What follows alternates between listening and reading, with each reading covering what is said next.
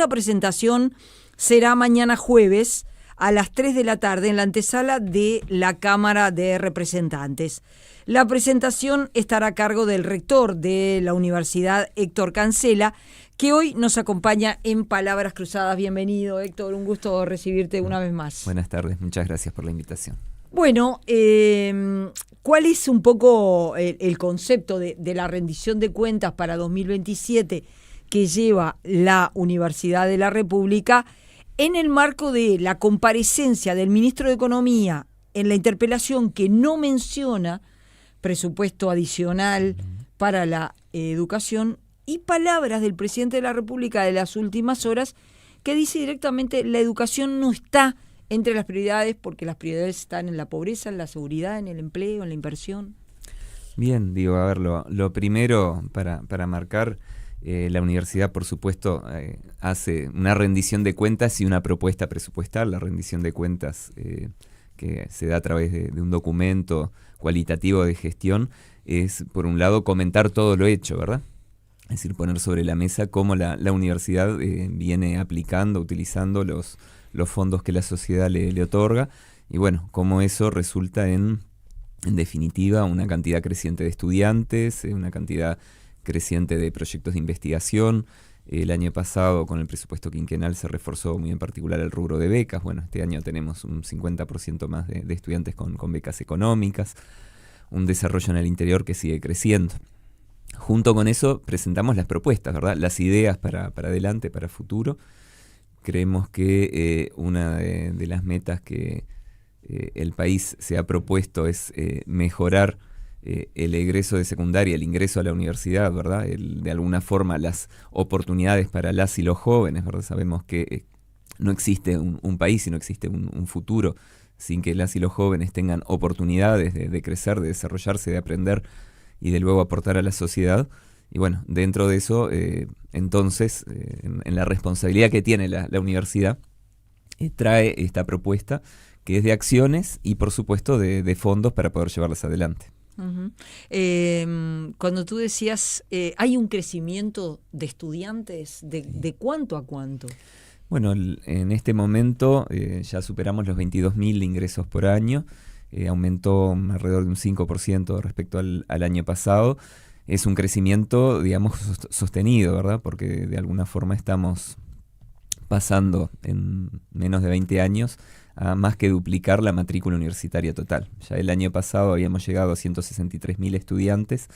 Este año todavía no tenemos las cifras, pero seguramente pasemos a más de 170.000 estudiantes en la Universidad de la República.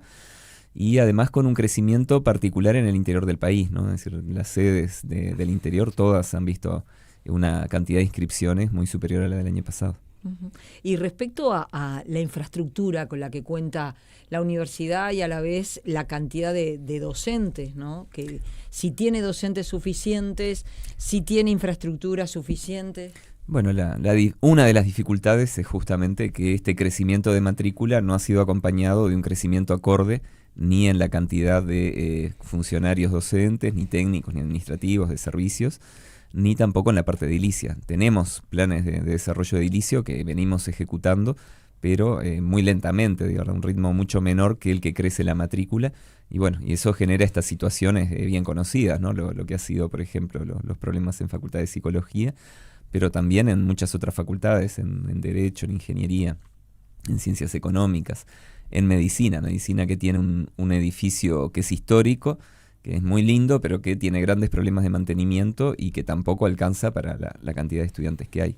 Lo mismo se nos da en el interior del país. El año pasado inauguramos, y realmente muy, muy felices, edificios nuevos en Rivera, pero la matrícula ha crecido tanto, hay carreras que tienen más de 200 ingresos por año en la ciudad de Rivera, y los edificios estaban previstos para cursos de hasta 100, 120 estudiantes. Entonces estamos necesitando construir un aulario con un salón de por lo menos 200 estudiantes, porque tampoco tenemos docentes como para repetir los cursos varias veces, ¿no? Para tener más de un grupo. Ahora, me recuerdo que en su momento lo hablamos contigo también, el problema que estaba instalado vinculado a los bajos salarios de los docentes, sobre todo los grado 1, ¿no? Sí. Que llevaba a que muchos profesores terminaran eligiendo otras instituciones y otros cursos por una cuestión de, bueno, de salarial, poder cobrar, claro, salarial, de poder cobrar más. ¿Sigue siendo un problema eso hoy? Sí, nosotros entre las prioridades que estamos marcando es la carrera de los funcionarios y las funcionarias. Ahí estamos hablando tanto de los docentes como funcionarios técnicos, administrativos y de servicios. Estamos poniendo sobre la mesa que las ayudantes y asistentes, ¿verdad? Digo las, porque en realidad más de 2/3 son mujeres, además. Es un tema que tiene una componente de género muy grande. Hace ya muchos años que no tienen oportunidades de ascenso, salarios muy bajos y en los cuales, a pesar de que se formen, que hagan una maestría, que hagan un doctorado, que investiguen, publiquen, además de todas sus clases, además de actividades de extensión, no tienen posibilidad tampoco de ascender, ¿verdad? De aspirar a mejorar en su carrera y pasar a un grado de profesor. Entonces esa es sin duda una de las prioridades que tenemos. Lo mismo nos pasa con los funcionarios administrativos, ¿verdad? Entran a la universidad y de repente están 12 años, 13 años, 14, sin tener, no un ascenso, sin tener una oportunidad de concursar para un ascenso. Entonces tampoco importa que esas funcionarias y funcionarios se formen, aprendan, estudien, se reciban en carreras profesionales, quedan en el mismo grado de ingreso. Y bueno, eso es un problema también de motivación, un problema de estructura. Se jubila gente y no tenemos luego las personas, digamos, con los grados requeridos para poder ascender. Claro, porque eso no es un tema de capacidad, sino que es un tema de oportunidad. O sea, esos docentes no tienen la posibilidad de ascender, digamos. No hay fondos para hacer esos cambios en la carrera. ¿Y eso se arregla con dinero, digamos? Sí, directamente la parte del planteo de la universidad es tener un fondo para la estructura funcionarial, ¿verdad? Es decir, que implica las horas, ¿verdad? Más cargos, pero también implica la carrera, implica la posibilidad de que las personas, a medida que se desarrollan, vayan consolidándose en la institución en lugar de buscar otra salida, ¿no? Es decir, la gente eso termina apostando a irse a otro lugar, a veces fuera del país, porque no tiene la posibilidad de sostenerse en la institución con un crecimiento de posibilidades y de salario. Uh-huh. Y estamos hablando de ¿qué salarios? Bueno, estamos, a pesar de que el año pasado se logró un pequeñísimo refuerzo para docentes grado 1 y 2, siguen siendo salarios bajísimos, ¿no? Estamos hablando de salarios de repente de 22.000 pesos por mes para personas que tienen 5 años, 6 años, 8 años de formación universitaria, ¿no? Es decir, que realmente alguien que hizo todo el esfuerzo, ¿verdad?, de realizar estudios y, bueno, especializarse, lo que le estamos ofreciendo luego es el salario que es el de un cadete y sin, digamos, no es ningún demérito ser cadete. Yo lo fui, mi hijo lo ha sido, pero evidentemente que no hay una medida, digamos, de compatibilidad entre el esfuerzo que requiere el estudiar y formarse para ser docente universitario con la remuneración que se está ofreciendo. Es más fácil cualquier otra tarea. Otro punto importante, y sé que también a ustedes les genera preocupación, es el hospital de clínicas, ¿no? Que depende obviamente de la Universidad de la República. Y allí pienso en este gobierno, en el anterior también, en ese objetivo de la remodelación, ¿no? De tener un nuevo hospital de clínicas. Para eso se necesita, además de una obra importante, también recursos. ¿Cómo lo ven ustedes esto? ¿Cuál es la situación hoy del hospital? El hospital viene transitando esa refuncionalización, esa remodelización del hospital. Realmente hay pisos que están a nuevo, que están como deben estar, ¿verdad? Donde uno va y se atiende con el mismo nivel que en cualquier institución pública o privada, pero hay pisos que todavía están en las condiciones, ¿verdad?, de mucho deterioro y de atraso causadas por la baja inversión. Los fondos que se han concedido permiten avanzar, pero de nuevo muy lentamente en ese cambio, y en ese sentido estamos pidiendo un refuerzo de esa inversión. El objetivo sería lograr llegar a 2030 con el hospital refuncionalizado. Ahora estamos poniendo énfasis en un par de aspectos.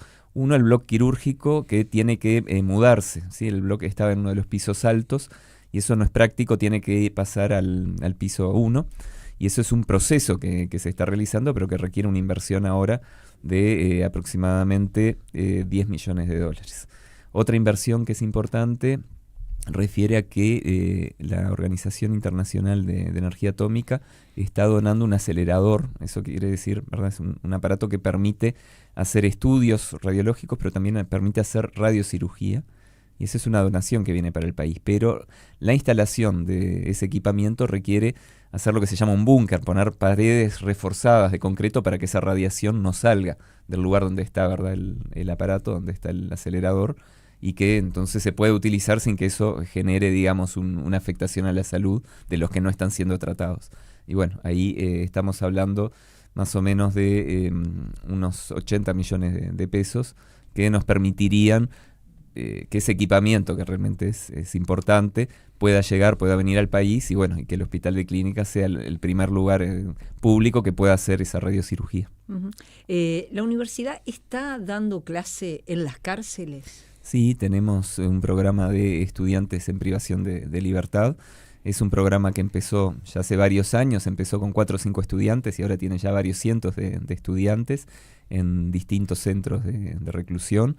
Es un programa también que queremos sostener y profundizar. Incluso, bueno, parte de lo que estamos proponiendo es, dado que muchos estudiantes quieren hacer carreras muy distintas y es difícil ofrecer todas las carreras al mismo tiempo, queremos ofrecer un ciclo inicial optativo del área social y artística, así que es el área más requerida por las y los estudiantes, y poder dar la oportunidad, digamos, de poder ampliar el acceso y, bueno, que más personas puedan comenzar sus carreras y eventualmente luego avanzar y terminarlas, ¿no? El año pasado se recibió un estudiante de la Tecnicatura de Gestión Universitaria, que fue, creo que el primer egresado en privación de libertad, ¿verdad? Ha habido otros casos que han comenzado estudios en privación de libertad y luego, al ser liberados, los han completado, pero en este caso fue una persona que hizo todos sus estudios del inicio al final en reclusión.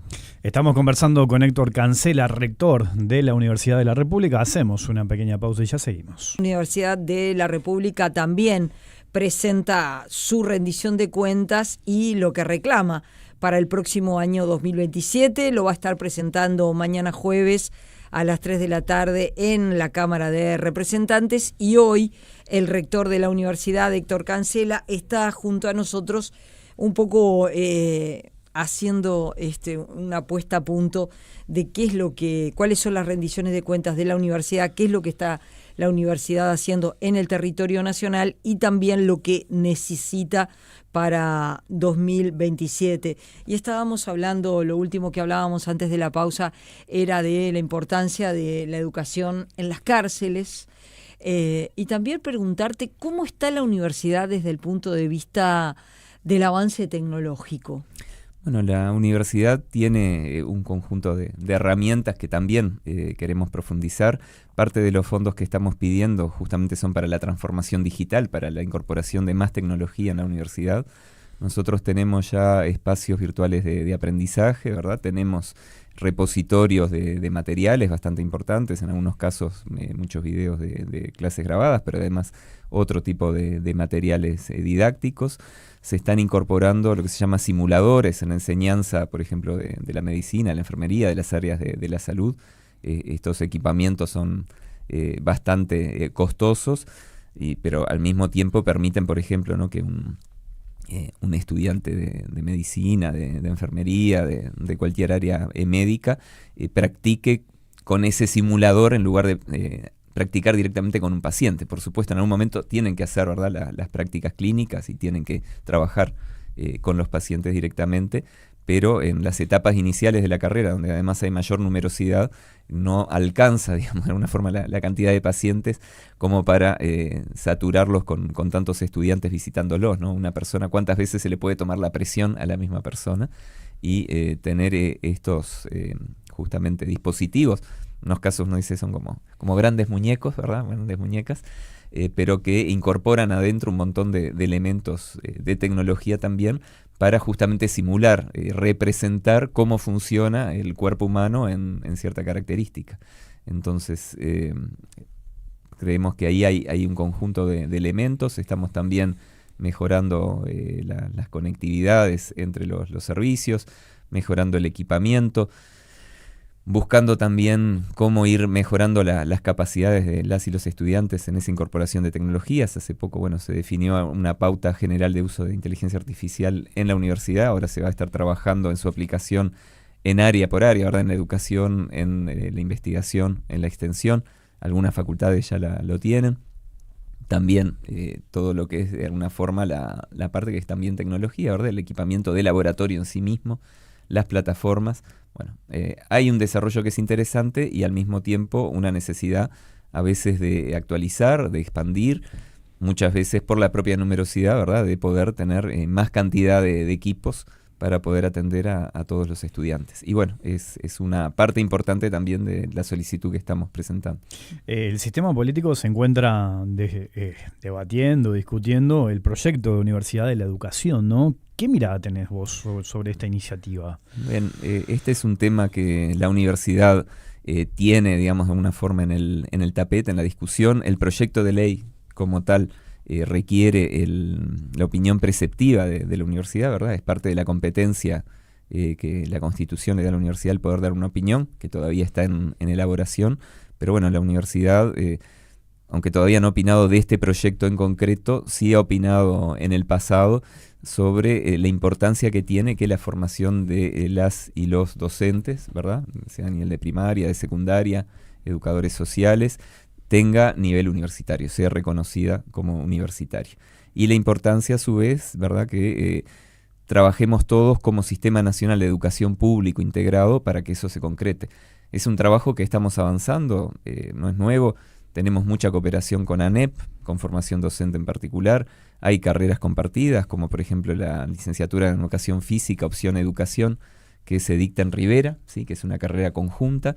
Hay muchos casos en los que hay posgrados conjuntos, pero en muchos casos carreras que son hoy de ANEP, ¿verdad?, reciben también información, intercambio, docentes de la Universidad de la República y viceversa. Entonces, creemos que, como dije, el país se merece, ¿verdad?, que la educación de maestros y maestras, profesores, sea de nivel universitario. Se merece que haya una institucionalidad clara, ¿verdad?, que dé ese apoyo, digamos, o que dé ese contexto. Y bueno, y sin duda también las inversiones y capacidades para que eso se pueda realizar en su cabalidad.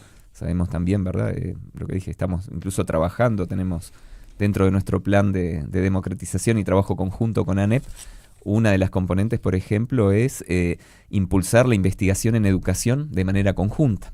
Y vamos a estar poniendo de los pocos recursos que tenemos, parte de recursos que la universidad tiene para hacer investigación en educación, ANEP también los va a poner para poder hacer cuestiones compartidas. Bueno, pensamos que si se concreta esta futura Universidad de la Educación, ese camino se va a continuar y se va a profundizar. Allí estás tocando un tema clave, ¿no?, que es la coordinación entre los distintos actores. Hablabas de la ANEP, pero te sumo a la UTU, sí, te sumo a la UTEC. Bueno, y en este caso si se llega a crear la Universidad de la Educación. Uno mirándolo desde afuera también dice, bueno, es clave en el desarrollo del país, en la educación, que todos ellos estén coordinados. ¿Es posible encontrar eso Sí. de manera aceitada, digamos, más allá de esto que estás diciendo? No, entendemos que es necesario, digamos, es decir, que si es necesario tiene que ser posible.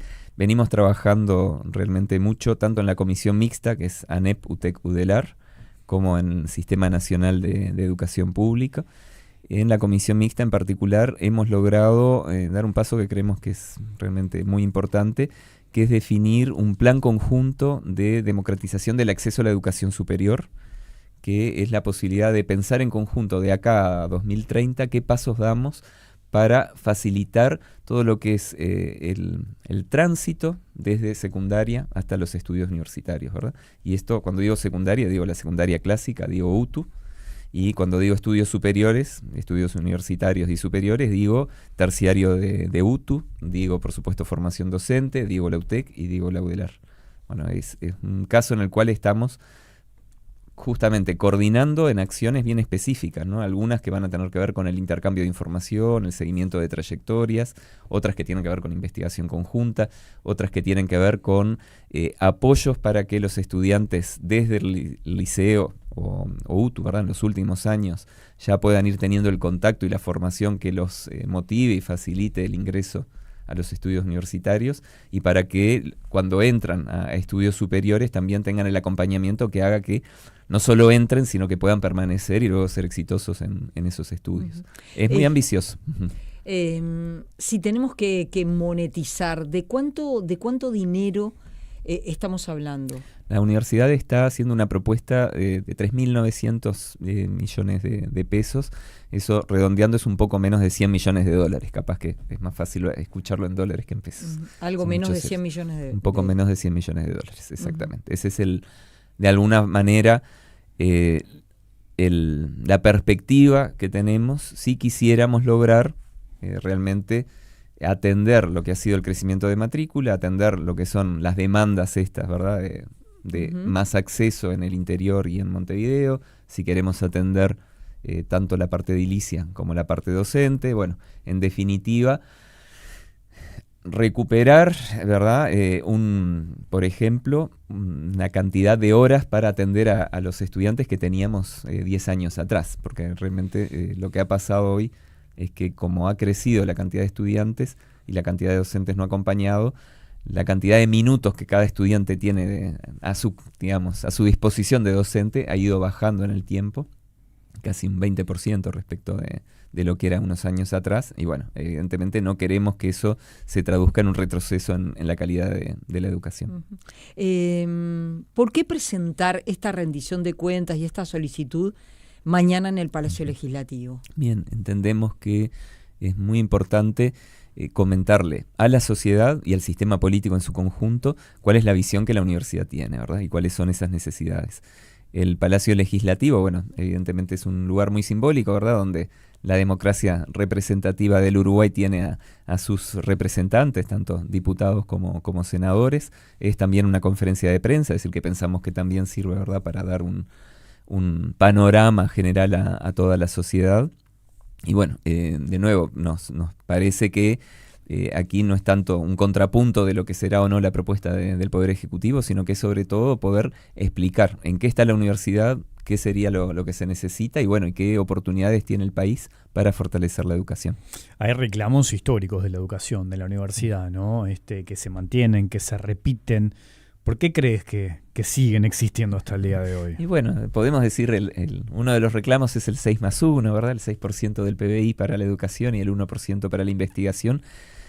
Es un reclamo conceptual porque son pisos que en el mundo están recomendados, ¿no? La UNESCO recomienda invertir no menos del 6% del PBI en educación, y si vamos a los países de mayor desarrollo se invierte a veces mucho más, 8 o 9%. Y en el caso de la investigación, de nuevo, el 1% es una recomendación para un mínimo de creación de conocimiento, sin el cual un país depende del conocimiento importado, ¿verdad? Y se repiten porque no se ha alcanzado, y bueno, no se ha alcanzado, evidentemente, por un lado puede ser por el propio proceso de desarrollo del país, que evidentemente parte de una situación de subdesarrollo y de alguna manera, ¿verdad? Todavía no se ha dado las herramientas para escapar de esa situación, y bueno, y parte también seguramente de esa dificultad en la priorización política, ¿verdad? Que es real. Digo, son muchos actores que están planteando las necesidades. Pero bueno, entendemos que estos objetivos que ponemos no son nada descabellados porque realmente muchísimos países en el mundo los cumplen. Héctor Cancela, rector de la Universidad de la República, muchas gracias por tu participación esta tarde en Palabras Cruzadas. Muchas gracias a ustedes.